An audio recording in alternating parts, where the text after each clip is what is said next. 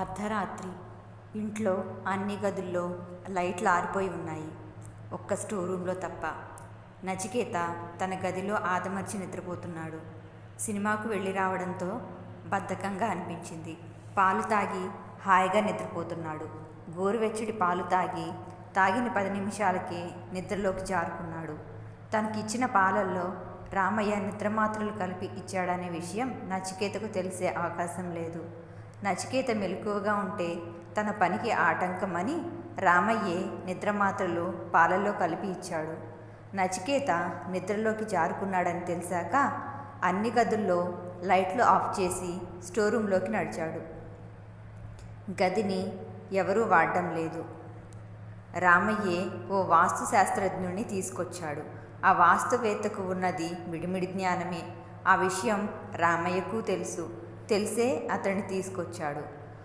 అతడు దిక్సూచితో రకరకాల యాంగిల్స్లో చూసి ఓసారి కళ్ళు మూసుకున్నట్టు నటిస్తూ ఓ క్షణం దీర్ఘంగా నిట్టూర్చి లాభం లేదు అంటూ నచికేత పేరెంట్స్ ఇచ్చిన ఫీజు వాపసు ఇవ్వబోయాడు.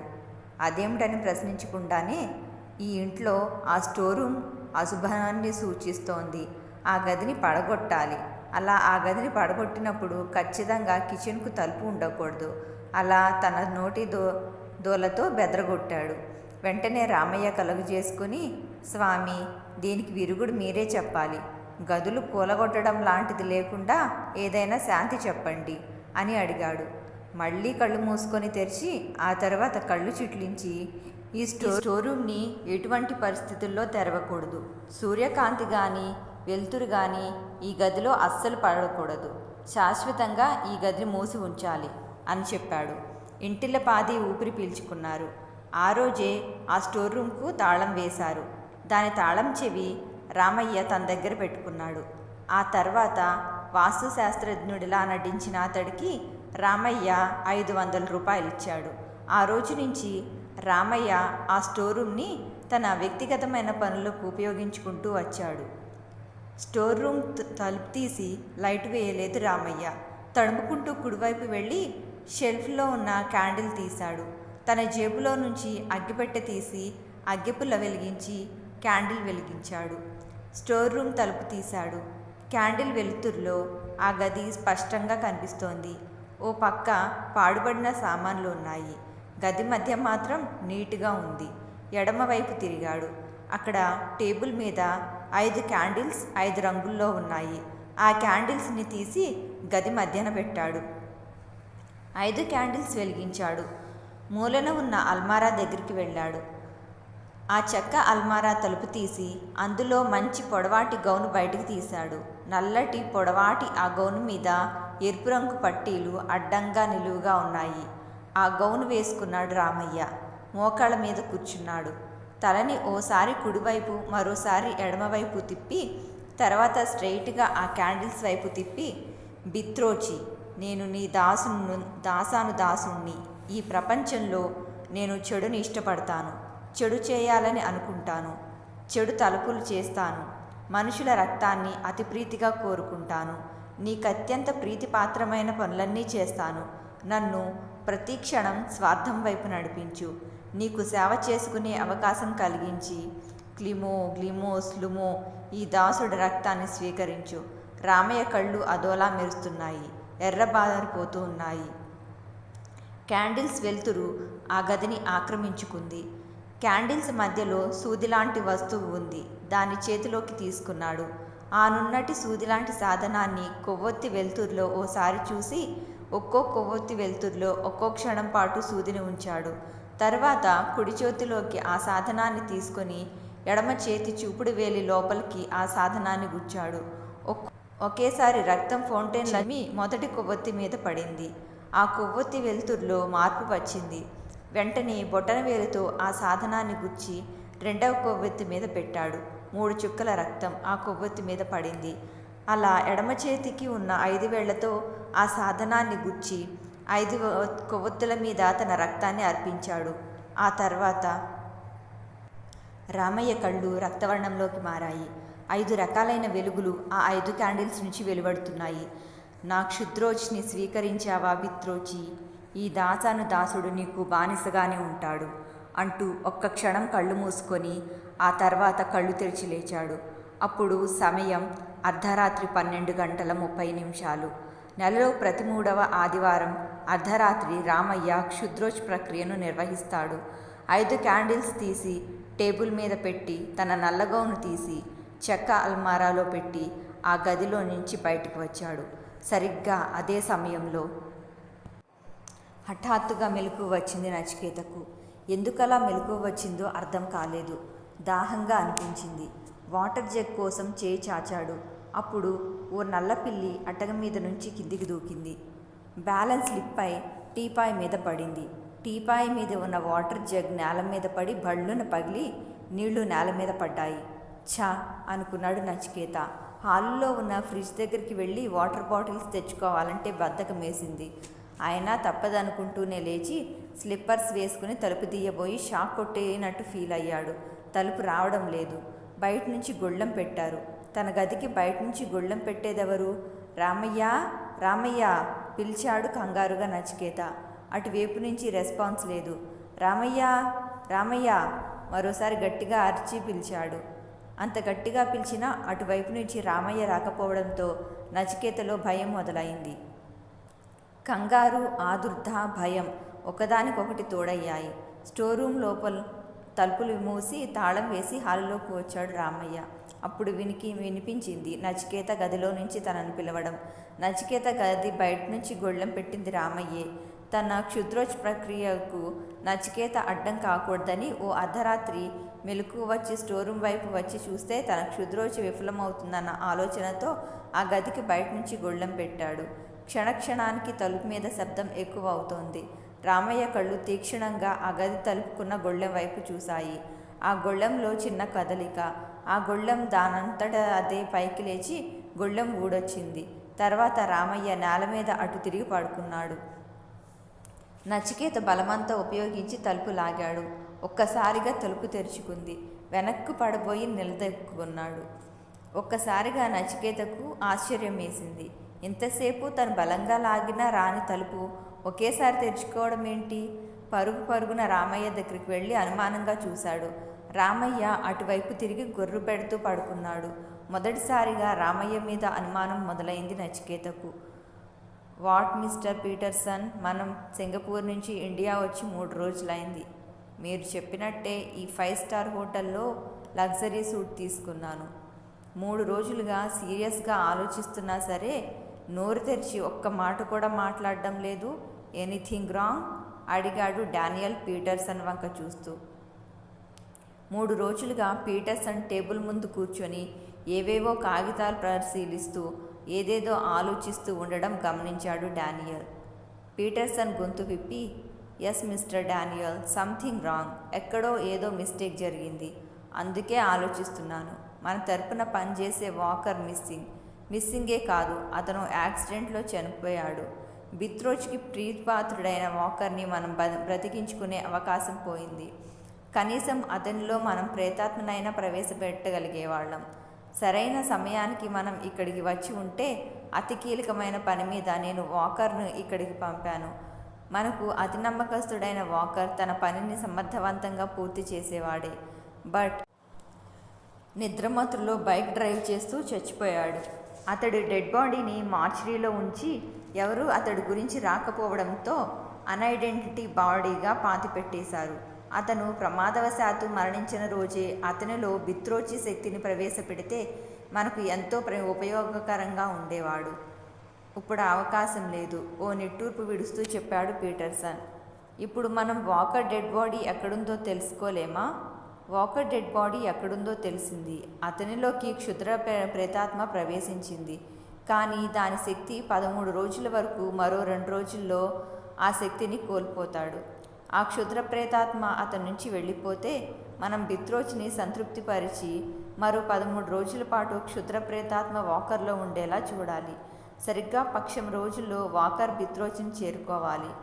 బిత్రోచి పాదాల ముందు అతని మృతదేహం అర్పితమవ్వాలి. బిత్రోచ్ని చేరుకోవాలా అంటే? డానియల్ అయోమయంగా అడిగాడు. బిత్రోచి గెస్ట్ హౌస్లోనే బిత్రోచి విశ్రాంతి తీసుకుంటుంది. తాపీగా చెప్పాడు పీటర్సన్. నువ్వు చెప్పేది చాలా కన్ఫ్యూజింగ్గా ఉంది, డానియల్ అన్నాడు. చెబుతాను. ఇంతవరకు బయట ప్రపంచానికి తెలియని ఓ భయంకరమైన విషయం నీకు చెబుతాను. ఆగి ఒక్క క్షణం ఊపిరి బలంగా బయటకు వదిలి కళ్ళు మూసుకొని చెప్పసాగాడు పీటర్సన్. సరిగ్గా 150 ఏళ్ల క్రితం మా తాత ముత్తాతలు సింగపూర్ నుంచి ఇండియా వచ్చారు. మా ఫాదర్ వాగిన్సన్ని క్షుద్ర విద్యలు ప్రదర్శిస్తున్నాడని సింగపూర్ నుంచి తరిమివేశారు. కొద్దిపాటి ఆశతో ఇండియా వచ్చి ఓ అడవి మధ్యలో ఓ గెస్ట్ హౌస్ నిర్మించుకున్నాడు. అప్పటికింకా భారతదేశంలో చిన్న చిన్న రాజ్యాలున్నాయి. అడవి మధ్యలో నిర్మించుకున్న ఆ గెస్ట్ హౌస్ రాజ్మహల్ని తలదన్నేలా ఉండేది. వాగిన్సన్ బిత్రోచి నిద్రలేపి ప్రపంచాధిపత్యం సాధించే ప్రయత్నంలో ఎన్నో మంత్రతంత్రాలను, క్షుద్ర ప్రేతాత్మలను తన చెప్పు చేతుల్లో ఉంచుకోవాలనుకున్నాడు. ఆ ప్రయత్నంలో ఓ అందమైన కన్నెపిల్లని బలి ఇవ్వడానికి సామంతరాజు కూతుర్ని ఎంపిక చేసుకొని కిరాయి మనుషుల ద్వారా ఆ యువతిని బంధించి బిత్రోచికి సమర్పించబోయాడు. ఆ విషయాన్ని పసిగట్టిన ఆ రాజు తన సైన్యంతో ఆ గెస్ట్ హౌస్ను చుట్టుముట్టాడు. బిత్రోచికి స్త్రీ సమర్పణ పూర్తి కాలేదు. దాంతో బిత్రోచి అసంతృప్తికి గురైంది. కోపంతో ఆగ్రహోదగ్రమైంది. వాగిన్సన్ తప్పించుకున్నాడు. కొన్నాళ్ల పాటు ఆ గెస్ట్ హౌస్ చుట్టూ బలమైన కాపలా పెట్టించాడు ఆ రాజు. కాలక్రమంలో రాజులు పోయారు, రాజ్యం అంతరించాయి. ఇండియాకు స్వాతంత్ర్యం వచ్చింది. మా తాత జబర్సన్ ఇండియా వచ్చి గెస్ట్ హౌస్ మరమ్మతులు చేయించాడు. అందులో నివాసం ఉంటున్నాడు. మా నాన్న కూడా అందులోనే ఉండేవాడు. అప్పటికే అసంతృప్తితో ఉన్న బిత్రోచి కోపానికి మా తాత గురయ్యాడు. రక్తం కక్కుకొని చచ్చిపోయాడు. ఆ భయంతో మా నాన్న మళ్ళీ సింగపూర్ వచ్చి కొన్నాళ్లుగా బిత్రోచిని ఆరాధిస్తూ బిత్రోచిని ప్రసన్నం చేసుకొని 30 ఏళ్ల క్రితం ఇండియా వచ్చి బిత్రోచిని మళ్ళీ నిద్రలేపే ప్రయత్నం చేశాడు.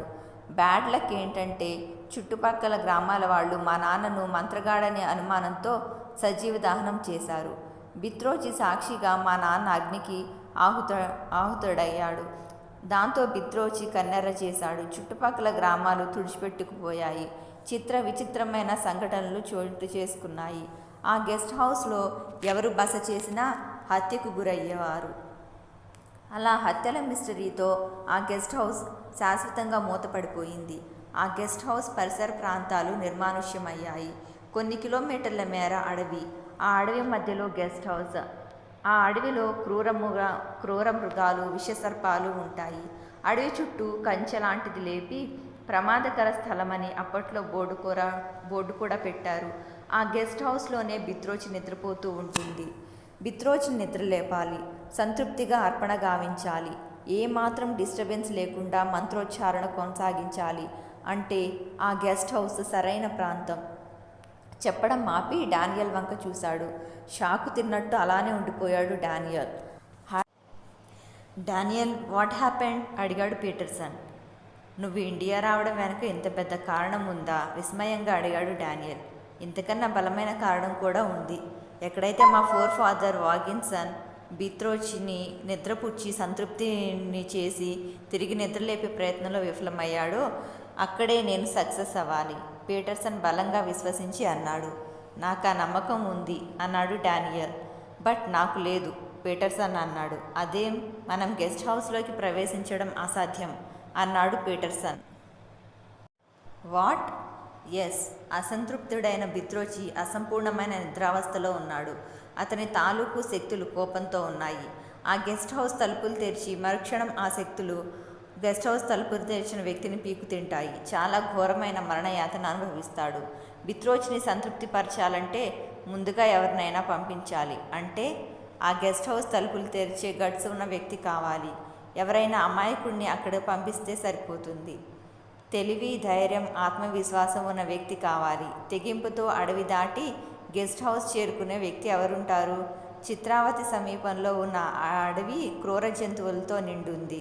గెస్ట్ హౌస్ పరిసర ప్రాంతంలో బిత్రోచి అనుచర క్షుద్రశక్తులు పహారా కాస్తాయి.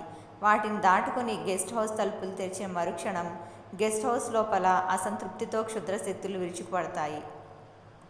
గెస్ట్ హౌస్ తలుపులు తెరిచిన వ్యక్తికి ఆహారంగా స్వీకరిస్తాయి. బిత్రోచి కోపాగ్ని చల్లారిపోతుంది. అప్పుడు మనం ఆ గెస్ట్ హౌస్లోకి అడుగు పెట్టగలుగుతాం, చెప్పాడు పీటర్సన్. ఇంత పెద్ద ప్రాసెస్ ఉందా? డానియల్ అడిగాడు. అవును. అయితే ఇప్పుడేం చేద్దాం? మనమో ప్రకటన ఇవ్వబోతున్నాం అన్నాడు పీటర్సన్. ప్రకటన? ఏమని? చెప్తాను. పెన్ను పేపర్ పట్టరా. డానియల్ పెన్ను పేపర్ తీసుకొచ్చాడు. 15 నిమిషాల తర్వాత పేపర్ డానియల్కు ఇచ్చి, ఈ ప్రకటన ఓ ప్రముఖ పత్రికలో బాక్స్ ఐటెం వచ్చేలా చూడు. ఇంటర్వ్యూ హోటల్ స్టార్ నైట్లో రూమ్ నెంబర్ 13లో అని ఆగి, ఎందుకంటే 13 వెరీ బ్యాడ్ నెంబర్. ఆ నెంబర్ గదిలో ఇంటర్వ్యూని క్షుద్ర ప్రేతాత్మలు కూడా తిలకిస్తాయి నవ్వి చెప్పాడు పీటర్సన్.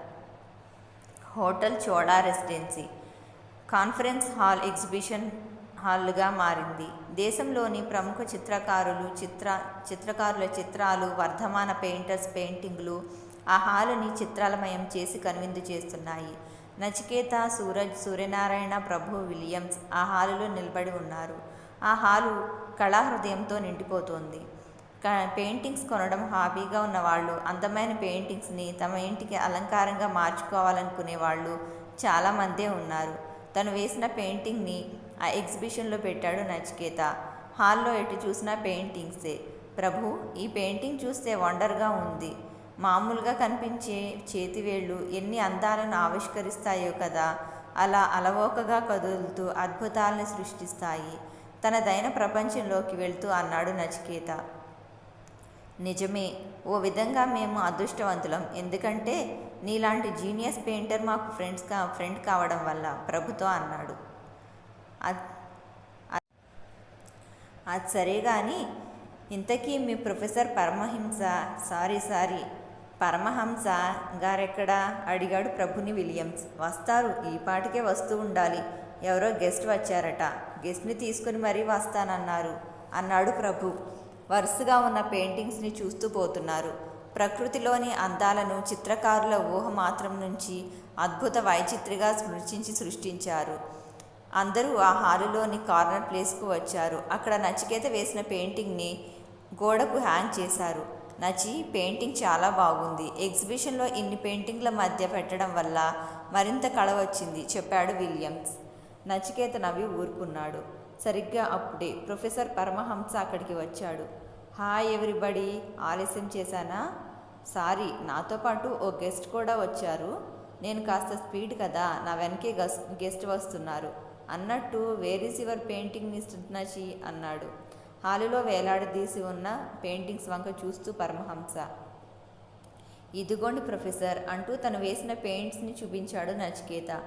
వావ్, వండర్ఫుల్ అంటూ ఆ పెయింటింగ్కు దగ్గరగా వెళ్ళి 2 నిమిషాలు పరీక్షగా చూసి చిన్న ఉలికిపాటుతో, మిస్టర్ నచి, వాట్ ఈస్ దిస్? ఆ అడవి సెలయేరు నీకు తెలుసా? అడిగాడు విస్మయంగా నచికేత వంక చూస్తూ. ఏంటి ప్రొఫెసర్ మీరంటున్నది? అర్థం కాక అడిగాడు నచికేత. మిగతా 4 ఆశ్చర్యంగా చూస్తుండిపోయారు. ఎస్ మిస్టర్ నచి, ఈ ప్రాంతం పేరేమిటో తెలుసా? చిత్రావతి. ప్రపంచంలో చాలా కొద్ది మందికి మాత్రమే తెలిసిన చిత్రావతి చెప్పాడు ఒక విధమైన ఉద్వేగానికి లోనవుతూ. చిత్రావత? అయోమయంగా అడిగాడు నచికేత. అవును మై డియర్ యంగ్ బాయ్, ఒక విధమైన ఉద్వేగానికి లోనవుతూ అన్నాడు. నేను ఎన్నో అడవుల మీద పరిశోధన చేశాను.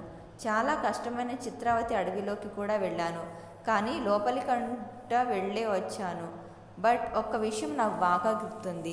అది ఈ అడవి ప్రాంతం, ఈ సెలయేరు తనలో గొణుక్కుంటున్నట్టు అన్నాడు ప్రొఫెసర్. ఇదెలా సాధ్యం ప్రొఫెసర్? నాకు ఆ అడవి గురించి మీరు చెప్పేంతవరకు తెలియదు నచికేత అన్నాడు. అదే నేను ఆలోచిస్తున్నాను. కరెక్ట్ పిక్చర్ వేశావు. చాలా చిత్రంగా ఉంది. అసలు ఈ అడవి గురించి తెలిసిన వాళ్ళు ఇండియాలోనే చాలా తక్కువ.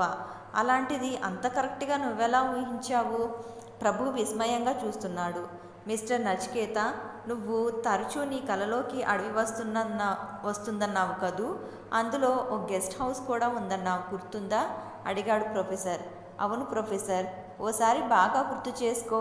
ఆ అడవి అచ్చం ఇలానే ఉందా? నచికేత ఆ దృశ్యాన్ని విజువలైజ్ చేసుకోవడానికి ప్రయత్నించసాగాడు. అతని మెదడు ఆలోచనలతో వేడెక్కిపోతుంది. స్పష్టంగా దృశ్యం కనిపిస్తుంది. నిజమే, తన కలలో కనిపించిన అడవే. 2 చేతులతో కణతలు నొక్కుకున్నాడు నచికేత.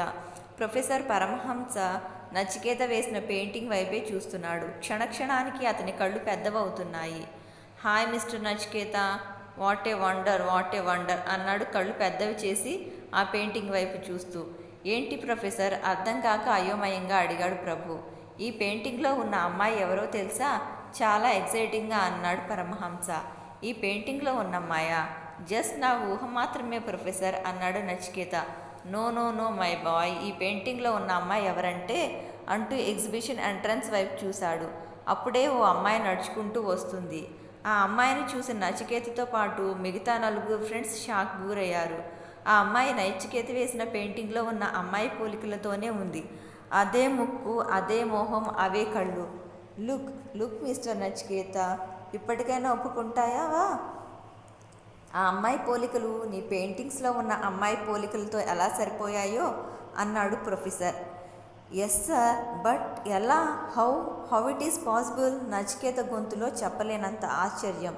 అప్పటికే ఆ అమ్మాయి ప్రొఫెసర్ దగ్గరికి వచ్చింది. ప్రొఫెసర్ ఆ అమ్మాయిని నచికేతకు అతని ఫ్రెండ్స్కు పరిచయం చేస్తూ, మీట్ తరళ, మిస్ తరళ, నా బాల్య స్నేహితుడు కూతురు. మొన్నటిదాకా సింగపూర్లో ఉండొచ్చింది. అప్రయత్నంగా చేతులు జోడించి నమస్తే అన్నాడు నచికేత. మీ ఫాదర్ ఏం చేస్తుంటారు? ప్రభు అడిగాడు. వాడు చనిపోయాడు. ఆ అమ్మాయి చెప్పేలోపునే ప్రొఫెసర్ భారమైన గొంతుతో చెప్పాడు. ఓ సారీ అన్నాడు ప్రభు నొచ్చుకుంటున్నట్టు. ప్రొఫెసర్ తరళ వైపు చూసి అందరినీ పరిచయం చేశాడు. తరళ నచికేత వేసిన పెయింటింగ్ చూస్తోంది. ఆ పెయింటింగ్లో ఉన్న అమ్మాయికి తన పోలికలు ఉన్నాయి. ప్రొఫెసర్, ఇదెలా సాధ్యం? అడిగింది ఆశ్చర్యంగా తరళ. దీన్ని కోయిన్సిడెన్స్ అనొచ్చు, అతీత శక్తి ప్రభావం అనొచ్చు. చెప్పుకోవాలంటే రకరకాల విశ్లేషణలున్నాయి. దాదాపు 50 ఏళ్ల క్రితం అనుకుంటా అమెరికాలో జాన్ స్మిత్ అనే వ్యక్తికి రోజు నిద్రలో ఓ కల వచ్చేది. ఆ కలలో ఓ అందమైన అమ్మాయి ఐ లవ్ యూ అనేదట. జాన్ స్మిత్కు ఆ అమ్మాయి బాగా నచ్చింది. అప్పటికే అతని పేరెంట్స్ జాన్ స్మిత్కు మరో సంబంధం చూశారు. తను కలలో చూసిన అమ్మాయినే చేసుకుంటానని పట్టుబట్టాడు. కలలో కనిపించిన అమ్మాయి ఎక్కడ దొరుకుతుందని అతని పేరెంట్స్ వాదన. అయినా మొండిగా కలలో కనిపించిన అమ్మాయి కోసం అన్వేషణ సాగించాడు. ఆమెను అన్వేషిస్తూనే ఆ ప్రయత్నంలో ఎదురుగా వస్తున్న కారుని గమనించకుండా యాక్సిడెంట్ చేశాడు. అతని తలకు తీవ్రమైన గాయం తగిలింది. అతన్ని హాస్పిటల్లో జాయిన్ చేశారు. ఇదంతా కలలో కనిపించిన అమ్మాయి గురించి ఆలోచిస్తూ పరాకుగా డ్రైవ్ చేయడం వల్లే జరిగిందని అతని పేరెంట్స్ నిందించారు. అయినా జాన్ స్మిత్ లెక్క చేయలేదు. అతనికి డ్రెస్సింగ్ చేయడానికి వచ్చిన నర్సుని చూసి షాక్ అయ్యాడు. తన కలలో కనిపించిన అమ్మాయే ఆ నర్స్. వెంటనే ఆ అమ్మాయికి తన కల గురించి చెప్పాడు. ఆ అమ్మాయి అతని మాటలు నమ్మలేదు. అయినా జాన్ స్మిత్ పట్టు వదలకుండా ఆమె వెంటపడ్డాడు. చివరికి ఆమె నిర్ణయం మారదని, అతనిని పెళ్లి చేసుకోదని తెలిసి తను అసలు పెళ్ళే చేసుకోకూడదనుకున్నాడు. 15 రోజుల పాటు ఆ అమ్మాయికి కనిపించలేదు. ఎప్పుడైతే అతను కనిపించలేదో ఆ అమ్మాయిలో దిగులు మొదలైంది. 15 రోజులుగా దాదాపు పిచ్చిదానిలా మారి తనే జాన్ స్మిత్ని ఎత్తుక్కుంటూ వెళ్ళి ఐ లవ్ యూ అని చెప్పి అతన్ని పెళ్లి చేసుకుంది. విచిత్రం ఏమిటంటే పెళ్ళైన 30 ఏళ్ల తర్వాత ఇద్దరూ ఒకే రోజు, ఇంచుమించు ఒకే రోజు, ఒకే సమయంలో హార్ట్అటాక్తో చనిపోయారు అని చెప్పడం ఆపి ప్రొఫెసర్ పరమహంస వాళ్ళ వైపు చూసి, ఇప్పుడు చెప్పండి, దీనికి లాజిక్ చెప్తారు అని అడిగాడు. అందరూ మొహమొహాలు చూసుకున్నారు. బాదం చెట్టు కింద ఒక్కతే కూర్చుంది తరళ. ఎగ్జిబిషన్ నుంచి ఇంటికి వచ్చాక ప్రొఫెసర్ తన ల్యాబ్లోకి వెళ్ళాడు. తరళ బాదం చెట్టు కింద ఆలోచిస్తూ కూర్చుండిపోయింది. ఒక్కో సంఘటన కళ్ళ ముందు కదలాడుతున్నాయి. నచికేత పెయింటింగ్స్లో తను చోటు చేసుకోవడం విచిత్రంగా అనిపించింది. తను సింగపూర్ నుంచి ఇండియా రావడం, పరమహంస చిరునామా అతి కష్టం మీద తెలుసుకొని అతడికి తన తండ్రి గురించి చెప్పడం, అతను తన దగ్గరే ఉండమనడం అన్నీ గుర్తుకొచ్చాయి. ఇప్పుడు తన తక్షణ కర్తవ్యం పీటర్సన్. ఆ హంతకుడు పీటర్సన్ ఎక్కడున్నా తను ట్రేస్ చేయాలి. పోలీస్ ఆఫీసర్ రాబర్ట్ చెప్పిన వివరాల ప్రకారం ఆ పీటర్సన్ ఇండియా వచ్చాడు. అతనెక్కడున్నా అతడిని చంపి తన పగ తీర్చుకోవాలి. తన తండ్రి మరణం కళ్ళ ముందు నుంచి చెదిరిపోలేదు. ఎంత బాధ అనుభవించి చనిపోయాడో. ఆమె కళ్ళలో నుండి అప్రయత్నంగా కన్నీళ్ళొచ్చాయి. ఇది తను ఒంటరిగా చేసే పోరాటం కాదు. తన ప్రయత్నంలో తనకు తోడు కావాలి, తనకు మోరల్ సపోర్ట్ కావాలి. ప్రొఫెసర్ పరమహంస తనకు ఆ విధంగా హెల్ప్ చేయలేడు. అప్పుడు గుర్తొచ్చింది ఆమెకు తన అన్వేషణకు సరైన ముగింపు నచికేత. కళ్ళలో షార్పైన చూపు, నిశితమైన చూపు, ఏ విషయాన్నైనా ఖచ్చితంగా మాట్లాడగల నేర్పు ఆమెలో ఒక రకమైన పాజిటివ్ ఇంప్రెషన్ కలిగించాయి నచికేత మీద. డైరెక్ట్గా తను ఈ సాయం చేయమని అడిగితే షాక్ అవుతాడేమో. ఎలా అడగాలి? కాసేపు ఆలోచిస్తూ ఉండిపోయి ఏమో నిర్ణయానికి వచ్చింది సరళ. చాలాసేపటి తర్వాత వాట్ ఏ వండర్ అన్నాడు విలియమ్స్. ఏమిటి? అడిగాడు ప్రభు. ఎగ్జిబిషన్ నుంచి ఆ 5గురు బయటకు వచ్చాక డిన్నర్కి వెళ్ళారు. డిన్నర్ పూర్తయ్యాక ట్యాంక్ బండ్ దగ్గరికి వచ్చారు. ఆపి దిగి రైలింగ్కు ఆనుకొని నిలబడ్డారు. నచికేత ఊహించి వేసిన పెయింటింగ్స్లోని అమ్మాయి ఆ తరళ ఒకేలాగా ఉండడం అన్నాడు విలియమ్స్. నాకు విచిత్రంగానే ఉంది సూరజ్ అన్నాడు. సూర్యనారాయణ ఏదో మాట్లాడబోయి నచికేత ఏదో సీరియస్గా ఆలోచిస్తూ ఉండడం గమనించి, ఏంటి ఏదో సీరియస్గా ఆలోచిస్తున్నావు? అడిగాడు. ఏం లేదు, ప్రొఫెసర్ చెప్పిన చిత్రావతి గురించి. నిజంగా ఆ అడవి నాకు తెలియదు. పైగా ప్రొఫెసర్ గారు చెప్పాక బాగా ఆలోచిస్తే నాకు కలలో కనిపించిన అడవి, నేను పెయింటింగ్స్లో వేసిన అడవి ఒకటేననిపిస్తోంది. ఇది ఎలా సాధ్యం? తరళను నేను చూడకముందే అదే పోలికలతో బొమ్మగా వేయగలిగాను. నిజమే అన్నాడు నచికేత మాటలతో ఏకీభవిస్తున్నట్టు ప్రభు. దీని వెనుక ఏదైనా రహస్యం ఉందేమో అన్నాడు సూర్యనారాయణ. మనం ఇప్పుడే ఇలా ఆలోచిస్తూ బుర్ర బద్దలు కొట్టుకోవడం ఎందుకు? ప్రొఫెసర్ గారు రేపు రమ్మన్నారుగా, కొన్ని పుస్తకాలు పరిశీలించి చెబుతానని కూడా అన్నారు. అలాగే చిత్రావతి అడవి గురించి కూడా చెప్తానలేదు విలియమ్స్ అన్నాడు. ఎస్ అన్నాడు ప్రభు. సో ఇప్పుడు టెన్షన్స్ అన్నీ వదిలేసి హాయిగా వెళ్ళి పడుకుందాం. రేపు ప్రొఫెసర్ గారింట్లో కలుసుకొని మన అనుమానాలను క్లారిఫై చేసుకుందాం సూరజ్ అన్నాడు. నచికేత మాత్రం ఏదో ఆలోచిస్తూ ఉండిపోయాడు. నచికేత, నువ్వింకా మామూలు మూడ్లోకి రాలేదు. బీ హ్యాపీ అన్నాడు విలియమ్స్. నచికేత నవ్వి అలాగేనన్నట్టు తలూపాడు. ప్రభు, విలియమ్స్, మీరు నా రూటే కదా, మన ముగ్గురం ఆటోలో వెళ్దాం అన్నాడు నచికేత. అలాగేనన్నట్టు తలూపారు ప్రభు, విలియమ్స్. సూరజ్, సూర్యనారాయణ ఓ ఆటోను పిలిచి ఎక్కారు. వాళ్ళ ఆటో కదిలాక మరో ఆటో వచ్చింది అక్కడికి. నచికేత, ప్రభు, విలియమ్స్ ఆటోలో కూర్చున్నాక విలియమ్స్ ఎక్కడికి వెళ్లాలో చెప్పాడు. ఆటో ముందుకు కదిలింది. అదే సమయంలో ఎదురుగా ఓ ఆటో వస్తోంది. ఆ ఆటోలో రామయ్య ఉన్న విషయం ఎవరూ గమనించలేదు. ట్రాఫిక్ సిగ్నల్స్ దగ్గర 2 ఆటోలు క్రాస్ అయ్యాయి. ఒకవేళ ఆ ఆటోలో ఉన్న రామయ్యను ఆ ముగ్గురిలో ఎవరైనా చూసి ఉంటే వాళ్ళను పట్టి పీడిస్తున్న చాలా అనుమానాలు నివృత్తి అయ్యేవి. నచికేత బద్ధకంగా ఒళ్ళు విరుచుకున్నాడు. టైం చూశాడు. 7 అయింది. గబగబా ఫ్రెషప్ అయ్యాడు. సరిగ్గా 8 గంటలకు సూరజ్, విలియమ్స్, సూర్యనారాయణ, ప్రభు, నచికేత ఇంటికి వచ్చారు. ప్రభు చాలా టెన్షన్గా ఉన్నట్టున్నాడు. అతని మొహంలో అదోలాంటి యాంగ్జైటీ కనిపిస్తోంది. అతని చేతిలో పేపర్ ఉంది. ఏంటి, ఏదైనా విశేషమా? ప్రభు వాలకం చూసి అడిగాడు నచికేత. ప్రభు ఆ వ్యాలిటీ పేపర్ చూపించాడు. ఆ పేపర్లో 5వ పేజీలో ఓ కార్నర్లో ఓ బాక్సులో ఐటెం పడింది. వాంటెడ్, కావలెను, 360 గంటల్లో చనిపోవడానికి సిద్ధపడే వ్యక్తి కావలెను. వయస్సు 30-35 మధ్య ఉండాలి. అనుభవం అక్కర్లేదు. అర్హత, చనిపోవడానికి సరిపడా గట్స్ ఉండాలి. ఆఫర్ 25 లక్షల నగదు. అడ్వాన్స్ 5 లక్షలు. ముఖ్యమైన షరతు. నచికేత ప్రకటన వంక విచిత్రంగా చూశాడు. చాలా గమ్మత్తుగా ఉంది కదూ అన్నాడు విలియమ్స్. గమ్మత్తుగానే కాదు, నాకేదో అనుమానంగా కూడా ఉంది అన్నాడు ప్రభు. అనుమానమా? దేనికి? సూర్యనారాయణ అడిగాడు. ఉద్యోగులు కావాలను, వధువు లేదా వరుడు కావాలను ప్రకటనలు ఇస్తారు కానీ ఇలా చనిపోవడానికి సిద్ధపడే వ్యక్తి కావాలని ప్రకటన ఇవ్వడం ఏంటి? సంథింగ్ ఈజ్ రాంగ్ ప్రభు అన్నాడు. ప్రభు మాటల్ని కూడా సీరియస్గా ఆలోచించాల్సిందే సూరజ్ అన్నాడు. వెంటనే విలియమ్స్ అందుకొని, ఇలాంటి ప్రకటనలు మనకు కొత్త, విదేశాల్లో ఇంతకన్నా విచిత్రమైన ప్రకటనలు కూడా వస్తాయి. కొన్ని మ్యాగజైన్స్లో చదివిన గుర్తు కూడా అన్నాడు. నచికేత ఒక్క క్షణం ఆలోచనలో పడిపోయాడు. ఏంటి, నీకు డౌటేనా అడిగాడు సూరజ్. లేదు, విదేశాల్లో ఇలాంటి ప్రకటనలు కొన్ని చూసినట్టు నాకు జ్ఞాపకం అన్నాడు నచికేత. వెంటనే విలియమ్స్ ఉత్సాహంగా, అవునవును, నన్ను పెళ్లి చేసుకొని 6 నెలల తర్వాత విడాకులు ఇచ్చే హస్బెండ్ కావాలను. మా ఆవిడకు భర్తగా 6 నెలల పాటు కాంట్రాక్ట్ పద్ధతిలో కావాలి.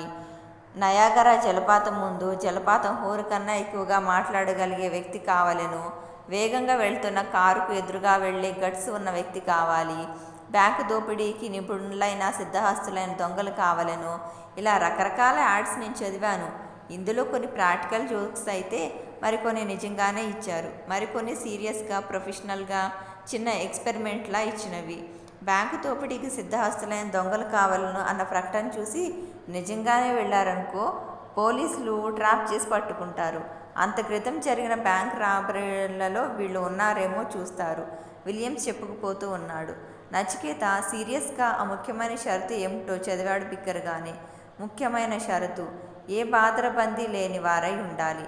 ఆసక్తి, తగిన అర్హతలున్నాయని భావిస్తే ఈరోజు ఉదయం 11 గంటలకు హోటల్ ఎమరాల్డ్లో రూమ్ నెంబర్ 113లో జరిగే ఇంటర్వ్యూకు హాజరవ్వాలి. అది చదివి చెప్పాడు నచికేత. మనం వెళ్తున్నాం అని.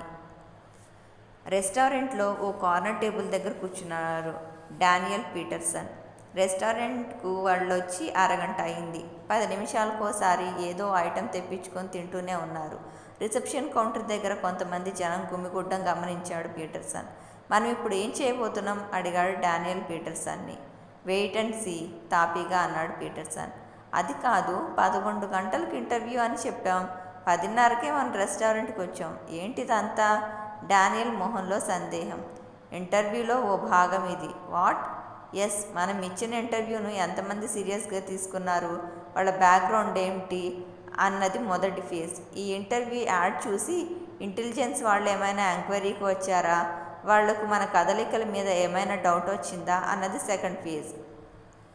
ఇంటర్వ్యూకి వచ్చిన క్యాండిడేట్స్ తెలివితేటలు, కనీస ఆలోచన ఏ రేంజ్లో ఉన్నాయన్నది మనం గమనించాలి. ముఖ్యంగా వాళ్లకు ఉండే ప్యాషన్స్, ఒక పని కోసం వచ్చినప్పుడు ఎంత సహనం ఉండాలి, ఇవన్నీ గమనించాలంటే మనం ఇక్కడే ఉండి వాచ్ చేయాలి చెప్పాడు పీటర్సన్. అది సరే, ఇంతకీ రిసెప్షన్ కౌంటర్లో ఏం చెప్పావు?